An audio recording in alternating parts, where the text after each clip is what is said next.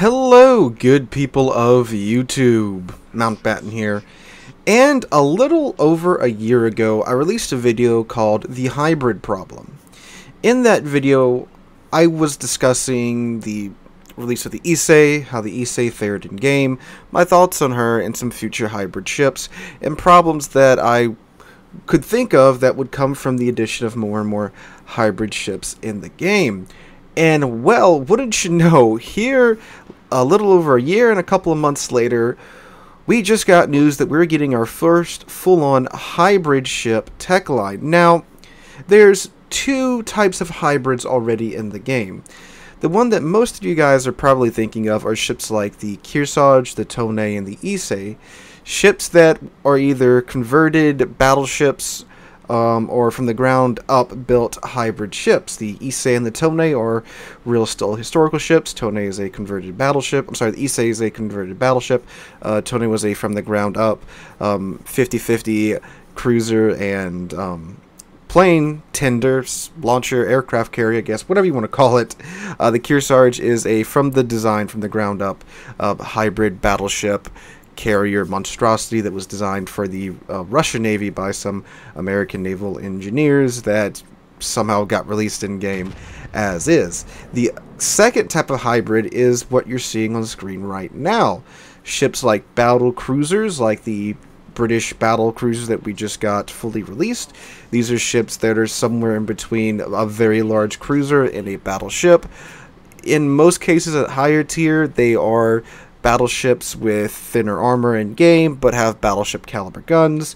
The St. Vincent here, for example, 25mm bow and stern, very similar to some of the larger cruisers that we have in game. What we used to call these super cruisers, like the Siegfried, Gear, Stalingrad, so forth and so on, which are now large cruisers, because we actually have super cruisers in game, which I've made quite a few videos on those. Or ships like the German destroyer Split, how they are essentially either very large destroyers or very small light cruisers with hard-hitting AP, so forth and so on. So how are the hybrids doing so far in game? Well, they seem to be a bit one side or the other. On the bad side of the spectrum, we have the Tonei, a ship that is, well, outclassed in its cruiser abilities by its counterpart, the Atago. Well, not counterpart, I guess sister. Cousin, I guess, the Atago, which has a lot of similar characteristics to the cruiser characteristics of the Tonei, but she does them a lot better. And her planes are kind of just terrible at her tier. She can see much higher tier games than the Issei, yet her planes are the same tier as the Issei planes, and they have the same health and everything, but they have an actual longer load time than the Issei's planes do. So she's on the bad side of the spectrum. The Issei is in like the middle-ish. When the Issei's top tier at tier 6, she's great. Her planes are pretty well balanced. If you somehow manage to eat all of the torpedoes that the Issei drops, you're eating like one torpedo from a Hatsuharu's worth of damage. But her guns are also pretty accurate. Her gun angles are pretty terrible because of the giant flight deck welded to her back. And then on the good side of the spectrum, you got the Kearsarge, which has literal Montana firepower at tier 9. So tier 10 firepower at tier 9 with 12 16-inch guns. But they're the 45 caliber guns, so the shells don't fly through the air that fast. And they're actually quite terrible for trying to hit anything at long range because of how slow the shells take to get there. I mean, good lord, you can order a pizza in the time it takes for the shells to get to the target and probably have it delivered too before the shells splash down. At least that's certainly how it feels like in the Kearsarge at range. But at medium range, the shells are more than fast enough to keep up. Again, she has 12 16-inch guns at tier 9, so that's a lot of firepower, and it's the American AP too, so it hurts like hell when it does connect. Then on top of that too, you get the rocket plane squadron, which has the Midway rockets, the Tiny Tim rockets on 5 ship-launched planes that are there every 2 minutes. Doesn't matter if you lose the entire squadron or half the squadron or get a successful attack run off and no planes are shot down. 2 minutes later, you have another full flight ready to go. And the Kearsarge is, as I've said multiple times, in my opinion, one of the best premiums you can get in the game right now. It's a coal ship too, so it's a free premium at that. So those are the current full-on hybrids that we have in the game. Again, ships that are half CV, half whatever else they're welded together with. As for the kind of hybrid blurring of the line classes, well, we've got the German DD split, which they're doing quite well, especially when you get the Elbing. The Elbing's, I mean, like, the Schultz isn't a bad ship in my mind, but the Elbing is definitely what you want to get out of the line, and it does quite well. She does very well, especially if she can manage to surprise some cruisers with her long-range super AP that they gave these German DDs. The AP they gave these German DDs, these 150 shells, can absolutely slap the living crap out of pretty much any cruiser in the game that isn't one of the cruisers that's, you know, almost has battleship levels of armor. They can easily sit it on most medium and lightly armored cruisers in the game, and even the heavily armored cruisers, they can absolutely chunk the living crap out of them with their AP, and they can do that to battleships too. Plus, the AP is good enough, and the guns are accurate enough to where you can kind of dismantle the enemy DD that you might run across. You can literally just keep shooting their turrets to where they'll eventually break if you're that good. And the alpha on the AP is good enough to where you don't really have to switch to HE when you're engaging enemy ships. It's quite good, in my mind at least. So they're on the good side as well.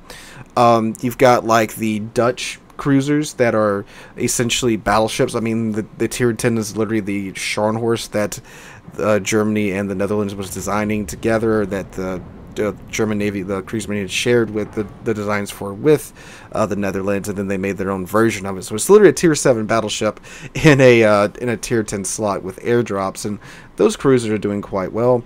And the other lines too, again, the German battleships, the German battle cruisers, another kind of hybrid line, blending cruiser characteristics with battleship characteristics. They're all are performing quite well, and Wargaming seems pretty intent on making more and more of these, and like I said, going kind of off the deep end with the American hybrid battleships that are coming up soon that also have flight decks. As far as what they'll be equipped with, plane-wise, we don't know exactly. Those details weren't shared with us. I'm assuming probably here in the next month or so, we'll probably get their full release with their full details and stats. So, the problem is getting worse. And there hasn't seemed to be any effort to really correct it on Wargaming's part, or what they've tried to do hasn't really worked that well. And the hybrid problem is simply matchmaking. The matchmaker for these ships doesn't seem to take their unique characteristics into account when they're putting a team together. And the matchmaking, it certainly doesn't seem to be doing what, again, we've been told multiple times it's supposed to do either, in that it's supposed to try and match up, ideally, the exact same ship on one side as is on the other side. So, for example, if there is a Conqueror on the enemy team, and there's a Conqueror in queue, ideally that Conqueror should be placed on the friendly team, to where the enemy team is a Conqueror, friendly team is a Conqueror. Now, of course, too, there's other things that go into factor here, like how long has said player been sitting in the queue for? Is the two Conqueror players in a division? At that point, it can't really do anything about that, so forth and so on. So as time goes on, of course, the parameters get loosened, and then you can get, okay, maybe I can't find a Conqueror, but I can find, you know, another 12-gun battleship at Tier 10, like a Montana, to where, you know, that side has a 12-gun battleship, this side has a 12-gun battleship. Ideally, that's what it's supposed to do, but of course, again, like with queue times and stuff, the parameters get loosened. And when it comes to these hybrid ships, it really doesn't seem to take much about these ships into account, because I've seen matches at Tier 6, I'm sure anyone watching this that's played this game for some time has come across this too, where it's a CV game, and there's a Tier 6 CV on one side, and for some reason there's 3 Issei on the same side too, despite the matchmaker having the ability to obviously put 1 or 2 of the Issei on the other side, or try to put, you know, 1 Issei on one side, 2 Issei on the other side, then try to find something to, you know, counter the Issei, something with some more AA or something like that. But it doesn't seem to be doing that, and it should be, again, for what we've been told by Wargaming. And now, in a few months, we're going to have a whole tech line of these hybrid ships, to where from tier, well, what is it, from tier 6 to tier 10, you're You're going to have these ships that are carriers and battleships mixed together, and it's going to be a very real possibility now at tier 10.